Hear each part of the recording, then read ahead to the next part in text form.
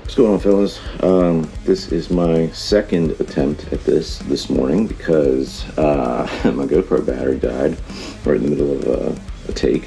So basically, I just want to hit some instructional things again and cover some questions that I've gotten. So first of all, Omega valve Mod 1, 11.5 inch 5.56 barrel. So let me hit installation one more time. First of all, you do not have to remove the barrel from the weapon. It's just I have a 300 blackout barrel installed over there right now, and I'm not gonna take it out just to do this.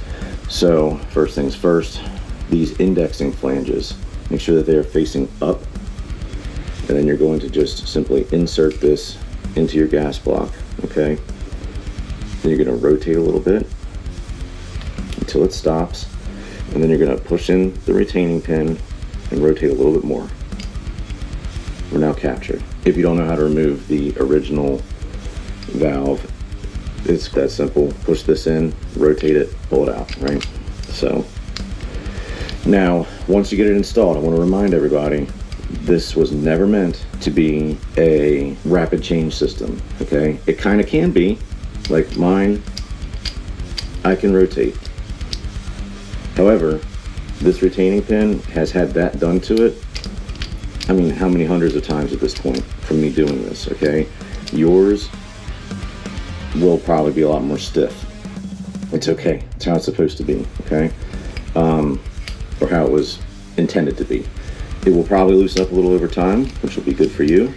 You can probably do some home modifications yourself. I'm not recommending you do that. I'm just saying, you probably could to make that a little bit smoother.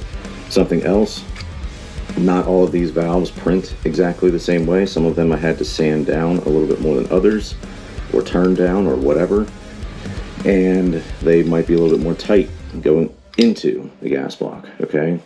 It would be a good idea to take a brass brush or something and just scrub around in there to get any kind of excess gunk out. Maybe hit this guy with a little bit of CLP or something, and then get it in there, okay? Now, cool, you got the thing installed. What next? How to tune the thing. I still want to make like a range video where I go over how to set this thing up. Between my full-time job as well as my part-time job where I'm slinging guns on the weekends at an FFL, Hunter's Den Inc. in Waynesboro, PA. And now this, I'm just really busy. And when I do go to the range, anytime I've tried to go and do an instructional video like that, there's a bunch of people there getting their freedom on, and it's just hard to talk over that. So I just haven't gotten around to it. But here's what you got going on. Each position on this thing is less and less restrictive. So position 1 is very, very, very restrictive. It's got a very narrow slot and a very small hole in there, okay, with some other stuff going on to help you out. Position 2 is pretty much a straight slot with a slightly bigger hole. Straight slot, slightly bigger hole, big ass slot, big ass hole, tapered inlet.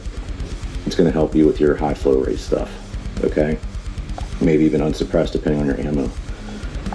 So out of the box, or the envelope I guess, this thing will have the solid set screw installed down in here, okay?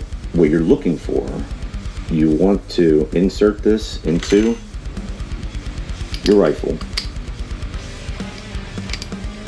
and start in position 1, okay? The most restricted position, depending on your setup. Like if you know you have a high flow rate silencer, like a Huxworks Flow or something like that, start higher. Don't even waste the ammo. I'm telling you, it will not work in position 1, okay? Look at the data table that I have. It's on the website, right? But if you're trying to start from the ground up, cool, whatever. Start in position 1, put a single round in the magazine, load it up, fire. Did it lock back? If it did not lock back, you're going to go to position 2. Okay? If it doesn't turn for you like that, like I just did, push that button in a little bit, get it to turn. I do recommend having the handguard off for the initial tuning situation just to make it easier. You can potentially reach in there into your handguard and manipulate this thing, but it gets a little bit more difficult when, you can see mine, I'm tethered to a surge protector, it's my battery died. If you can see mine over there, I got all that shit on the handguard, it's kind of hard to get to it, okay? So, anyway, start in position 1. If it didn't lock back, go to position 2. If it didn't lock back, go to 3 and then 4. It's that simple, okay? Now, when you do get a lock back, like say we got that lock back in position 2, well, how did it behave? Did it throw the brass out that way, like 10 feet, or did it gently kick it out 3 o'clock? If it gently kicked it out, I'd call that good, okay? If you want supreme ultra reliability, you may actually want to open it up one more position, let some more gas in, and then consider venting, okay? The vent screws are really for fine tuning. That's what the venting is for. So Parker Mountain Machine sells, I think, like 17 different sizes, starting from 1.2 millimeters, and I forget where they stop, at 1.95 or something, okay? Regarding the size of jet screw, obviously when you look at their website and you're choosing a jet screw, the smaller the number, so 1.20, that's the smallest one they have, that's going to vent the least. If your weapon does not function on position 1 with the solid screw, for example, it's just an example, rotate it to position 2. If with the solid screw in position 2 it now functions and locks back, but it's too aggressive, try using a screw. And I would try going smaller first, okay?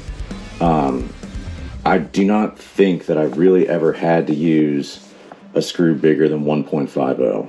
That was a pretty extreme case with really high powered ammunition, like high pressure M193 stuff, with the polonium, so it was like a really aggressive situation.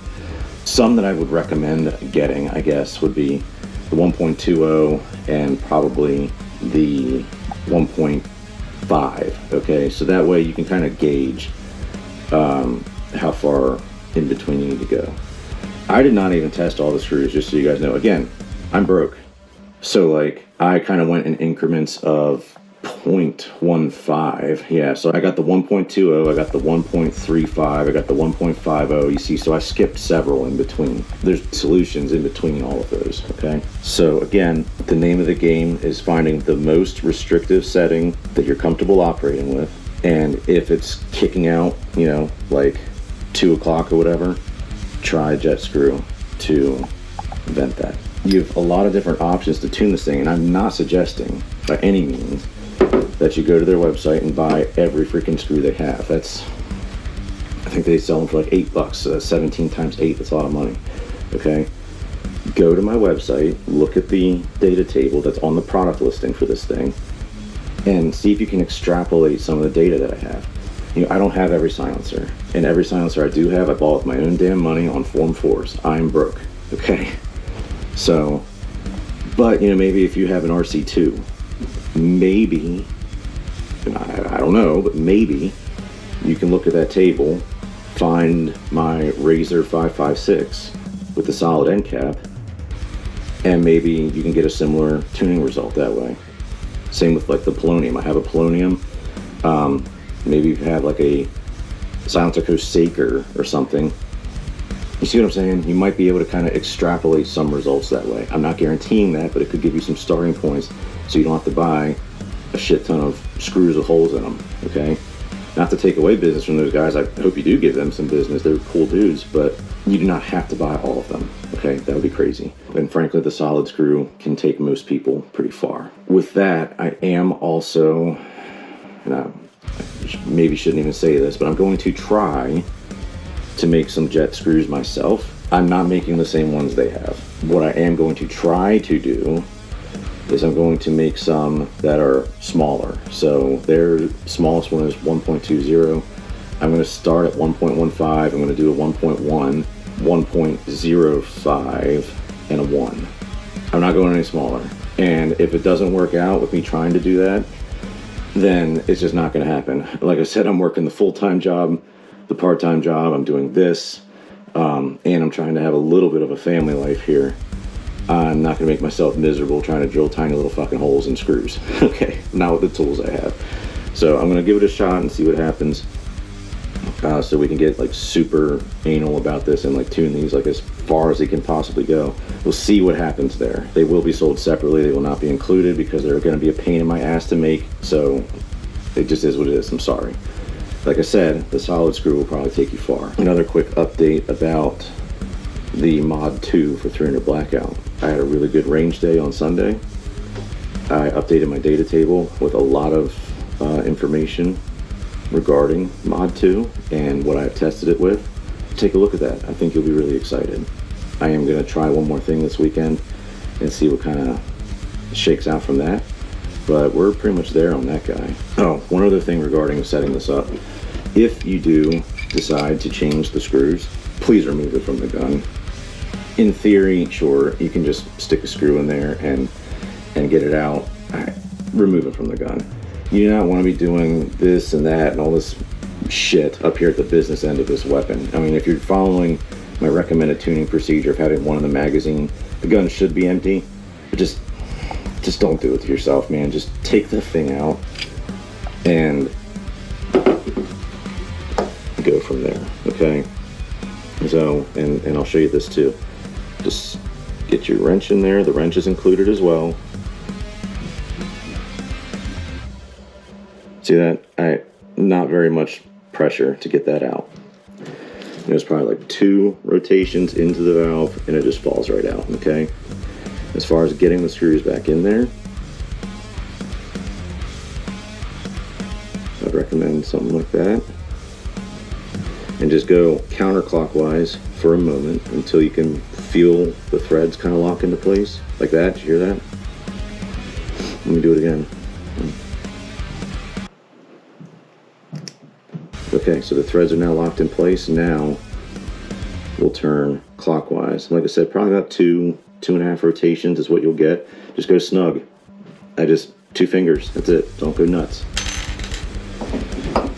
Then get it back in the weapon and go from there. I want to reiterate one more time. This was meant to be a set and forget situation. Not really a, oh shit, better fucking adverse.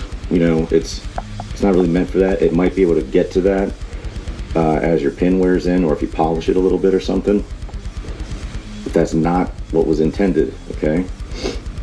You also will probably be able to shoot this unsuppressed with the solid screw installed, with factory ammo. Please do not get pissed off at me if this doesn't work unsuppressed, because it was never meant to be an unsuppressed solution, by the way. It was always meant to be a suppressed solution. But if it doesn't work unsuppressed because you're shooting like competition loads that you hand loaded yourself that are like super fucking underpowered, brother, that's not what this is for, okay?